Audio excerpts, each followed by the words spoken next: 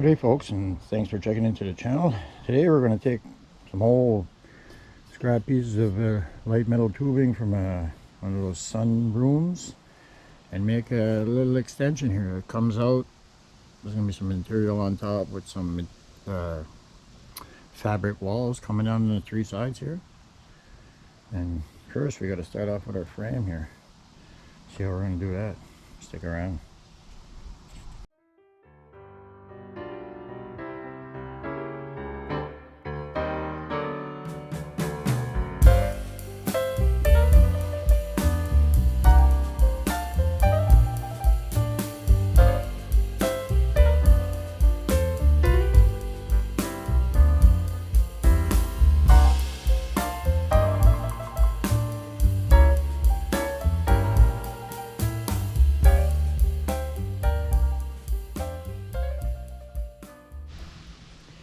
Well, I believe we finally figured out a little bracket, or the holding system rather, to hold these little pieces of square tubing together. I'm just going to use light sheet metal here. I don't know what gauge it is, but it's quite stiff. And I have two holes here, two holes there, bolts right through with some washers. And I think that would hold the corners quite good. For the side, I'm just going to use this half moon style here. And piece underneath, 3 bolts here and 2 here, and that should be good. Well, folks, we finally got all the framing almost done. We just still got to put these middle braces across, drill the holes, which is all squared up here with the corner pieces, and yeah, I think it's going to be fine. Well, as you can see, we got all our framing together. We got all our pieces on, our braces on both sides.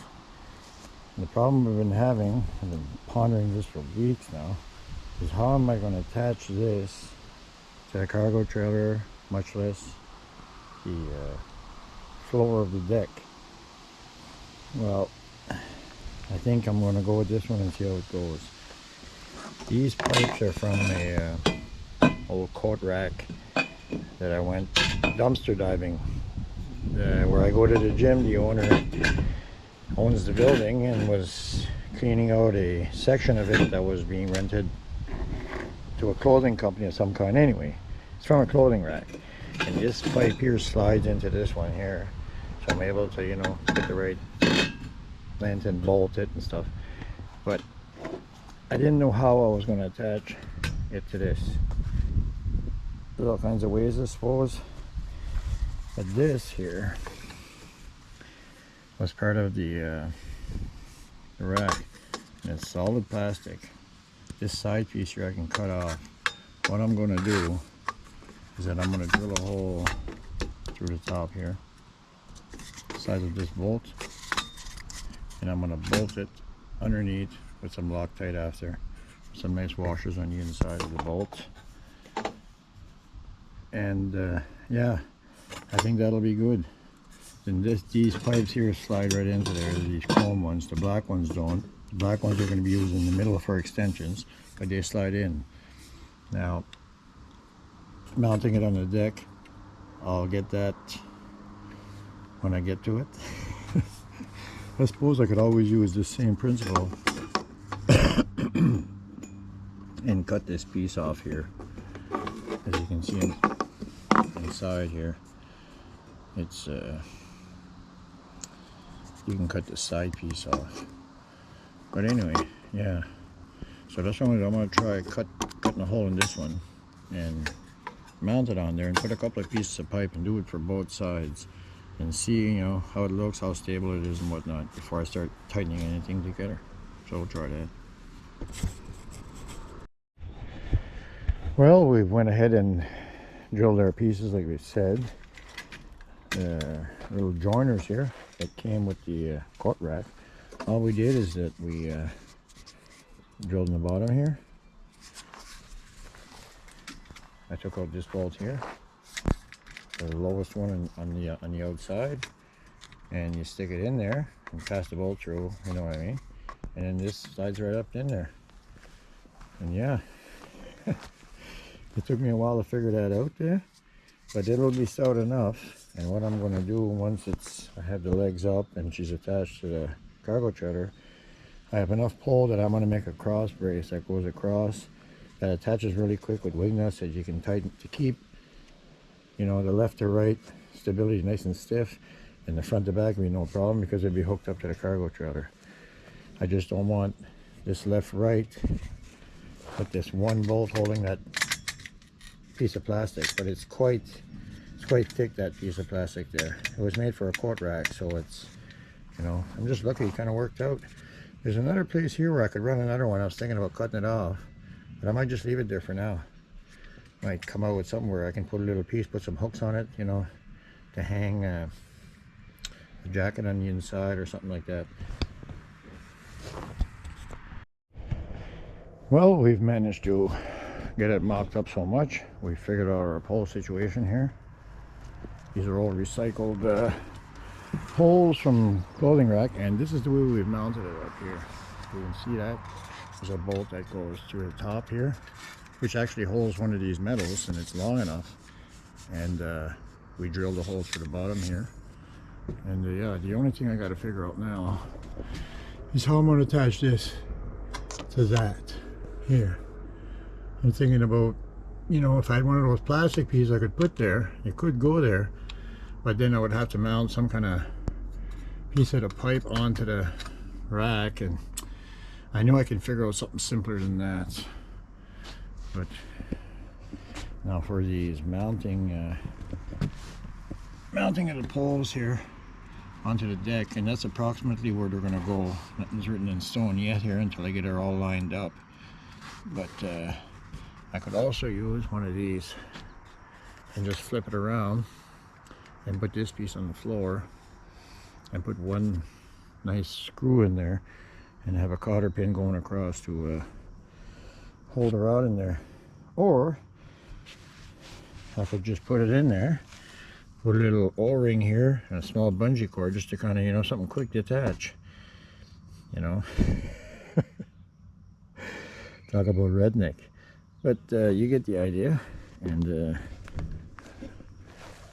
here's the overall look of it. It's once I get all the structure built up, what goes on top and the sides and stuff, that's going to be easy stuff to do.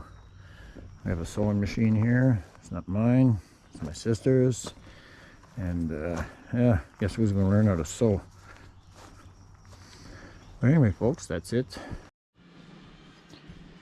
Well, we finally figured out how we're going to attach the framing to the trailer. This here, a little piece of metal I bent, drilled a few holes. This here is going to go against the cargo trailer. A couple of self-tappers in there. There's a nice solid piece up there. That'll go in. Now this is not going to support, you know, a lot of weight. It's really light up there. And anyway, this will be fine. Now the reason I drilled a hole on top, this little piece here, is that this is not the actual piece I'm going to use. I got some flat bar over there. On the top of the structure, in the previous videos, you can see the triangle in the corner. There's two bolts. I'm going to put two holes in here and cut it to appropriate length. Drill a hole here. And what I'm going to do, I'm going to take this shear pin from snowblower and I'm going to cut it right here. Put it in there and I'm going to TIG weld it. Gives me a chance to practice some TIG welding at the same time. Kind of maybe a little overkill there, but what the hell. And then this is going to attach to the, you know, I'm sure you can picture what I'm saying. This is going to attach to the structure. This will be on the trailer and you slide it over and boop, she'll drop in. I'll have this pin here from the shear pin for the blower, and I'll have it on a little chain so I won't never lose it. It'll be hanging from the structure and I'll just have to clip it on. Now I know there's probably different methods. Some people will probably say, why didn't you just do this or that? Well, that's the best I could come up with right now. And I think it'll be okay. I didn't want to, you know, start drilling all kinds of holes and then find out it's a bad design, especially in the trailer. There'll only be 4 small holes like this. and that'll support it no problem. This is quite stout. I don't know what it is, 16 maybe. It's not body metal, I can tell you that. And yeah, so let's get this up there and see if we can line things up. Well, as you can see, we went ahead and finished our top pieces like I was mentioning earlier about the flat bar, and we TIG welded a little piece of a shear pin for a blower, and it's got that little hole in it, you know. And we added this little chain here, kind of getting fancy now, with a little pin on the end of it so we don't lose it. And this, I'm going to show you where it hooks up. We finished our bracket up here. That took a lot of finagling. The pin drops in here, little pin goes there. Very simple setup. I'm sure there's some people out there that are probably looking at this and going, you know, why didn't you do this or that? Or it took me so long to figure out a way to do it, because don't forget the door's got to close here later on, and the door comes right here, just below it. And you know, I couldn't have it too high because I wanted the plastic under the drip rail here. Whenever I get a big sheet of plastic to put on top, or some kind of heavier material, I don't want it out here. I want it behind the drip rail. So you know, I had to try to figure all that stuff out. But anyway, now we're just short a little bit of hardware, because we got to mount these things here to the bottom, and we're going to cut these off square here. I'm not going to use them on the bottom. But for the top, what we're going to do, instead of putting a diagonal brace across the back, which looks horrible, we're going to use this part of it, and we're going to run a pipe, the other one. It'll be on top. We'll be able to bolt it nice and solid in there, and it'll keep the structure from moving left to right. The front to back, like I explained earlier, I believe, is fine because it's against the trailer, but it's the left to right. You want a little bit of stability, not just that one bolt here holding it to go left to right. You get a big gust of wind and whew, she'll twist in there, right? She'll bend this stuff. So you want a little bit more stability. At least I'll do that for now. And if it requires more stability, if I know it's a little sketchy, well, I'll deal with that later. But right now we're just kind of putting in all our washers and stuff, kind of finalizing it all together. We still got to paint this, but yeah, it's coming along. Well, as you can see from the video, we drilled our pieces through here, past our little shear bolt and pin, and that's done. We bolted it like we showed the bolt here, right that it's nice and solid now. The top part, I'm going to wait till I get on a more stable ground. I might not put a pin there up on top. I might just use a small bungee cord and grab it here so it's quicker. So I'll only have 2 pins at the bottom to take off. That's to be determined. And we fixed our pole situation here, obviously. We got 3 sections that bring it to the right length. And if something happens after I get the roof and I need to adjust it, I can always drill a few holes up here, you know, to have a little bit of adjustment. And we put our little side ropes here, like I was talking about, with a picket, stabilized left to right. That's not set up right yet. I still got to get the, I don't know if I have a piece of wood here, you know what I mean, where you can pull it and tighten it. But it's still better than not having anything, because you get a gust of wind with the material on there and, you know, be game over. But anyway, there you go, folks. My little 6x10 extension. It's I think it's going to be fine.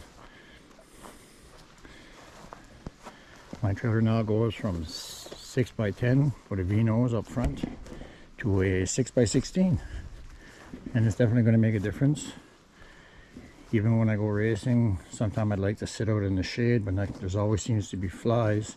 I can use the screen function that I'm going to set up here to do that. But